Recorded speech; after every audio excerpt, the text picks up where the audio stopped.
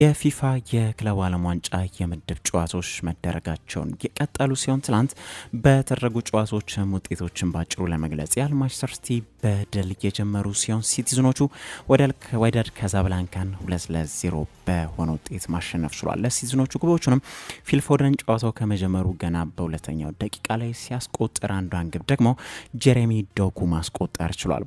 በጨዋታው ባለቀ ሰዓት በ88ኛው ደቂቃ ላይ ግን ማንሲቲዎች ተጫዋቻቸው ሪኮ ሌዊስ የቀይ ካርድ ሰለባም ሆኖባቸው ተገኝተዋል። በሌላኛው ጨዋታ ሪያል ማድሪዶች ከሳውዲ ክለብ አልሂላል ጋር ባደረጉ ጨዋታ ነጥብ ተጋርተው ወጥተዋል። ይህ ጨዋታ ሁለቱም ቡድኖች በአዲሶቹ አሰልጣኞቻቸው ለመጀመሪያ ጊዜ የተመሩበትም ጨዋታ ነው። በማድሪድ በኩል ሻቢ አሎንሶ፣ በአልሂላል በኩል ደግሞ ሲሞኔ ኢንዛጊ ባቻ ውጤት በተጠናቀቀው ጨዋታ እንግዲህ ማድሪዶች በጎንዛሎ ጋርሲያ ግብ አማካኝነት መሪ የነበሩ ቢሆንም ለአልሂላሎች ያቻነቷን ግብ በፍጹም ቅጣት ምት የማይታማው ሩበን ኔቬስ በፍጹም ቅጣት ምት አስቆጥሮ ያቻነቷን ግብ ሊያስገኝላቸው ችሏል። ማድሪዶች በጨዋታው ባለቀ ሰዓት ደግሞ እድላቸውን ያልተጠቀሙ ቡድንም ነበሩ። ባለቀ ሰዓት ፍጹም ቅጣት ምት አግኝተው ፌዴሪኮ ቫልቬርዴ ግን ወርቃማውን እድል ሳይጠቀምበት ቀርቷል። ያሲን ቦኑም ነበር አድኖበት የነበረው። በሌላ በኩል በትላንት ጨዋታ በሎስ ብላንክሶቹ በኩል ትሬንት አሌክሳንደር አርኖልድ እና ዲያን ሃውሰን የመጀመሪያ ጨዋታቸውንም አድርገዋል።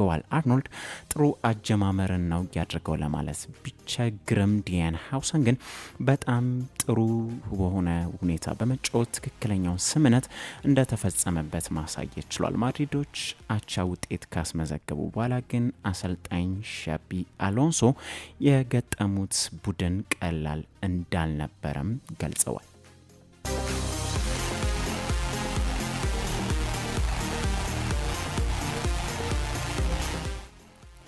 የክለብ ዓለም ዋንጫ ጨዋታዎች ዛሬም ሲቀጥሉ ፓልሜራስ ከአልሃሊ ምሽት 1 ሰዓት ላይ ሲደረግ፣ ኢንተር ሚያሚ ከፖርቶ ደግሞ ምሽት 4 ሰዓት ላይ የሚደረግ ጨዋታ ነው። በረገራችን ላይ ዛሬ ሊነጋጋም ሲል ወደ ሌሊት ላይ የተደረጉ ሁለት ጨዋታዎች ነበሩ። ፓቹዋ ከሬድቡል ሳልዝበርግ የተደረገው ጨዋታ ሌሊት ላይ ሳልዝቡርግ ፓቹዋን 2-1 በሆነ ውጤት ማሸነፍ ችሏል። ሊነጋጋ ሲል በተደረገው ሌሊት ላይ ጨዋታ ደግሞ አልአይን ከዩቬንቱስ በተገናኙበት ጨዋታ ዩቬንቱሶች አይንን 5-0 በሆነ ሰፊ ውጤት ረምርመዋል። ለቱሪኑ ክለብ ግቦቹንም ራንደል ኮሎሙዋኒ 2 ግቦችን ሲያስቆጥር ፍራንሲስኮ ኮንሴንሶም እንዲሁ 2 ግቦችን ያስቆጠረ ጨዋች ነበር። አንዷን ቀሪ ግብ ደግሞ ኬንያን ይልድስ መረብ ላይ ማሳረፍ ችሏል። ሌሎች ጉዳዮችን መመልከትን ቀጠል። ማይልስ ሌዊስ ስኬሊ የትም እንደማይሄድ ታውቋል። የአርሰናሉ የግራ መስመር ተመላሽ ተከላካዮች ስኬሊ በአርሰናል ቤት የሚያቆየውን አዲሱን ለማደስ ከጫፍ እንደደረሰ እውቁ ጋዜጠኛ ዴቪድ ኦርንስተን ዘግቧል። በቅርቡ ይፋ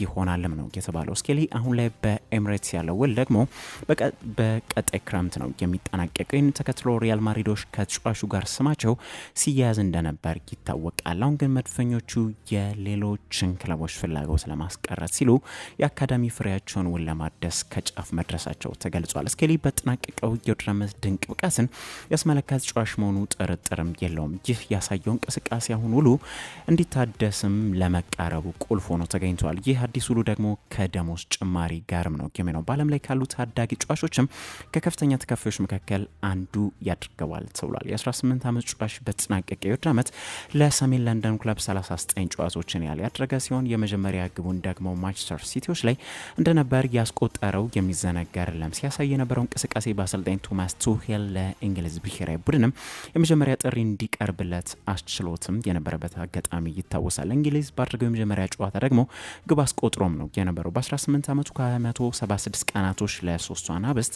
በመጀመሪያ ጨዋታው ያስቆጠረ በእድሜ ትንሹ ተጫዋችም ሆኖ ነበር ያኔ ሊገኝ የቻለው። የቼልሲ ተጫዋች ሚካኤል ሞድሪክ አበረታሽ ንጥረ ነገር ተገኝቶበት በጊዜያዊነት ታግዶ እንደሚገኝ ይታወቃል። አሁን ኤፍኤው ዩክሬናዊ ተጫዋች ላይ በዚህ ጉዳይ ክስ መስርቶበታል። ሞድሪክ ከዲሴምበር 2024 ጀምሮ ታግዶ የሚገኝም ተጫዋች ነው። እንደ ዘ ቴሌግራፍ ገለጻ ከሆነ ሚካኤል ሞድሪክ ጥፋተኛ ሆኖ ከተገኘ ረጅም እገዳ እንደሚጠብቀውና እስከ 4 ዓመት ያህል ድረስ ሊታገድ እንደሚችል ገልጿል። በሰሜዎቹ ቤት በኮል ፓልመር 10 ቁጥር ማሊያውን የተነጠቀው ሞድሪክ የረጅም ጊዜ እገዳው የሚቀርለትም አይመስልም። እንደ ፖል ፖግባ መሆኑ አይቀሬ ነው ተብሎ ይገመታል። ሙድሪክ ይህ ፖዘቲቭ ውጤቱ ሲገኝበት ግን ከዚህ ቀደም እንደደነገጠና እያወቀ ወይም ሆን ብሎ ምንም የተከለከለ ንጥረ ነገር እንዳልወሰደ ገልጾም ነው የነበረው። ፖግባም ግን ከዚህ ቀደም እያወቀ እንዳልወሰደ ገልጾ እገዳው ግን እንዳልቀረለት ይታወቃል። ባይም ፖግባ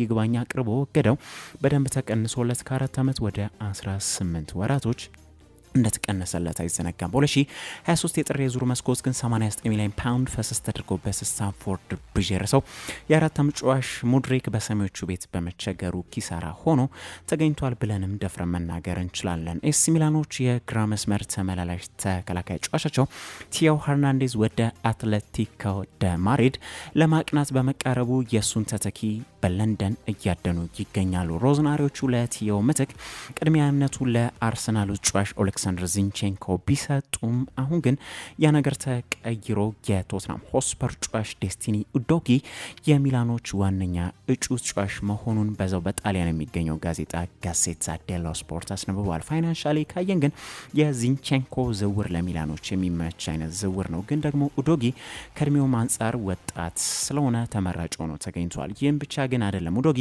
የሴሬ ልምድ ያለው ተጫዋች መሆኑም ይታወቃል። ከዚህ ቀደም በዩዲኒዜ ቤት ሲጫወት እናስታውሷለን። በዚህም ተመራጭ ያድርጓል። ለማሲሚላኖ አሌግሪ ተስማሚ ዝውውር ይሆናል ተብሎ ይገመታል። ቀድመን እንዳልነው ግን ኡዶጊን ወደ ሳንሲሮ ለማስኮብለል የጣሊያኑ ክለብ ፋይናንሻሊ ጠንከር ማለት ይጠበቅባቸዋል። ክለቡ የፋይናንሻል ችግር እንዳለበት የሚታወቅ ጉዳይ ነው። ከቲያኒ ሬንደርስ ጋር ለመለየታቸው ሚስጥርም ፋይናንሻቸውን ባላንስ ለማድረግ ወይም ለማመዛዘንም ነው። በቅርቡ በስፐርስ ቤት ያለውን ውል ያደሰው ኡዶጊ ግን በክለቡ እስከ 2030 ድረስ ያለው ውል በመሆኑ ስምምነቱ ቀላል ይሆናል ተብሎ አይገመትም። በግብ ጠባቂ ቦታ ላይ እንቆቅለሻቸውን ያልፈቱት ማንቸስተር ዩናይትዶች በቀጣዩ ዓመት በግብ ዘቡ ላይ ማን እንደሚኖራቸው እስካሁን አልታወቀም። አሁን ላይ በተሰማ መረጃ ግን የአስቶን ቪላው ግብ ጠባቂ ኤሚሊያኖ ማርቲኔዝ ማንቸስተር ዩናይትድን መቀላቀል እንደሚፈልግ ግልጽ እንዳደረገ ጃኮብስ ቤን ይዞት የወጣው መረጃ ያመለክታል። አስቶን ቪላዎች በራቸውን የዘጉ ቡድንም አይደሉም። ነገር ግን አርጀንቲናውን ግብ ጠባቂ ለማግኘት ወደ 40 ሚሊዮን ፓውንድ ሊያስወጣ ይችላል እየተባለ ይገኛል። የግብ ጠባቂ 32 ዓመቱ ላይ እንደሚገኝ ግን መሰመር ይኖርበታል። በእርግጥ ለግብ ጠባቂ 32 ዓመት በጣም የሄደ እድሜ ሆኖ አይደለም። ግን ደግሞ ለ32 ዓመት ግብ ጠባቂ 40 ሚሊዮን ፓውንድ ማውጣት በጣም የተጋነነ ዋጋ ነው የሚሆነው። ለኦናና አፕግሬድ ሊሆን ይችላል። ግን ደግሞ በተጠናቀቀው ዓመት የነበራቸውን ቁጥር ስንመለከት ራሱ ብዙ ለውጥ ያላቸው ግብ ጠባቂዎች አይደለም። በሴቭ ብንመለከት ማርቲኔዝ 2.9 ኳሶችን ሴቭ አድርጓል። ኦናና ደግሞ 2.7 ነው ያድርገው። በሴቭ ፐርሰንቴጅ ካየን ደግሞ ማርቲኔዝ 68.97 የማዳን ፐርሰንቴጅ ያለው ኦናና ደግሞ 67.16% ነው ያለው። ቁጥራቸውን ስንመለከት ይህ ነው የሚባል ትልቅ ልዩነት ያላቸው ግብ ጠባቂዎች አይደሉም። ማርቲኔዝ ለኦናና ሁነኛ አፕግሬድ ነው ለማለት የሚቸግር ይመስለኛል። ለዛውም 40 ማውጣት ደግሞ እብደት የተሞላበት ነው የሚለው። ማርቲኔዝ 40 በጭራሽ የሚያወጣ እንዳልሆነ ደፍረን መናገር እንችላለን። ሌሎች አማራጮች መመልከት አሊያም ወይም ዋጋ ማስቀነስ እንጂ 40 የተጋነነ ዋጋ ሆኖ ነው የሚገኘው። ከ20 በላይ እንደውም ለማርቲኔዝ የተጋነነ ዋጋ ነው የሚሆነው። በነገራችን ላይ ማንቸስተር ዩናይትዶች ኦናናን በተመለከተም በዚህ ጉዳይ ኦናናን በመተካት ላይ የመጨረሻ ውሳኔያቸውንም እስካሁን ያስተላለፉ ቡድን አይደሉም። ሼፊልድ ዩናይትዶች ከአሰልጣኛቸው ክሪስ ዋይልደር ጋር በጋራ ስምምነት መለየታቸውን አሳውቋል። ሼፊልዶች ዘንድሮ በሰንደርላንድ በፕሌይ ኦፍ ፍጻሜ ተረተው ወደ ፕሪሚየር ሊጉ ለማለፍ እንደተሳናቸው ይታወቃል። ለመለየታቸውም እንግዲህ ዋነኛ መንስያቸው ሆኖ ነው የተገኘው። ሼፊልድ ዩናይትዶች ከዋይልደር ጋር ከተለያዩ በኋላ ታዲያ በፍጥነት አዲስ አሰልጣኝ ሾሙ ሲሆን ሮበን ሴሌስ የሼፊልድ ዩናይትድ አዲሱ አሰልጣኝ ሆኖ በይፋ ተሹሟል። ሮበን ሴሌስ በክለቡ እስከ 2028 ድረስ የሚያቆያቸውን የ3 ዓመት ውል መፈረም ችሏል። የ42 ዓመቱ አሰልጣኝ ከዚህ ቀደም በፕሪሚየር ሊጉ ሳውዝሃምፕተንን ሲመሩ እናውቃቸዋለን። በቅዱሳኖቹ ቤት ግን ጥሩ ጊዜ ሳይኖራቸው ቀርቶ ስንብት የገጠማቸው አሰልጣኝ ነው የነበሩት። የመጨረሻ ስራቸው ደግሞ የነበረው በዛው በቻምፒዮንሺፑ በሃል ሲቲ ነው የነበረው። ነገር ግን በሃል ሲቲ ባለፈው ወር ላይ ስንብት የገጠማቸውና ለትንሽ ጊዜ ብቻ ያለ ስራ የቆዩ አሰልጣኝ ነበረው። ሼፊልድ ዩናይትድን ከክሪስ ዋይልደር ተረክቧል ማለት ነው። ሰዓት ስለሌለን አንዳንድ አጫጭር መረጃዎችን ደግሞ ላጋራችሁና አድማጮች እንለያይ። የአትሌቲክ ቢልባኦ ተጫዋች ኒኮ ዊሊያምስ ከባርሴሎና ጋር በግል ጥቅማጥቅሞች በ6 ዓመት ውል ከስምምነት እንደደረሰ እውቁ ጋዜጠኛ ፋብሪዚዮ ሮማኖ ዘግቧል። ወደ ሊቨርፑል መቀላቀሉ የተረጋገጠው ፍሎሪያን ቪርትዝ ዛሬ ወደ ሊቨርፑል ይደርሳል ተብሎ እንደሚጠበቅ ተገልጿል። የሕክምና ምርመራውንና ቀሪ ጉዳዮችን ደግሞ ነገ የሚጨራርስ ነው የሚሆነው። የአርጀንቲናው ክለብ ቦካ ጁኒየርስ ሊያንድሮ ፓራዴዝን ለማስፈረም እየገፉ እንደሚገኙ እንዲሁ ፋብሪዚዮ ሮማኖ ዘግቧል። በሌላ በኩል የፒኤፍኤ ወይም የፕሮፌሽናል እግር ኳስ ማህበር የዓመቱ ምርጥ ታዳጊ ተጫዋቾችን እጩ ይፋ ያደረገ ሲሆን እጮቹን ስንመለከታቸው ሊያም ዴላፕ፣ ዲያን ሃውሰን፣ ሚሎስ ኪርኬዝ፣ ማይልስ ሌዊስ ስኬሊ፣ ኢታን ንዋኔሪና ሞርጋን ሮጀርስ እጩ ሆነው የቀረቡ ተጫዋቾች ናቸው።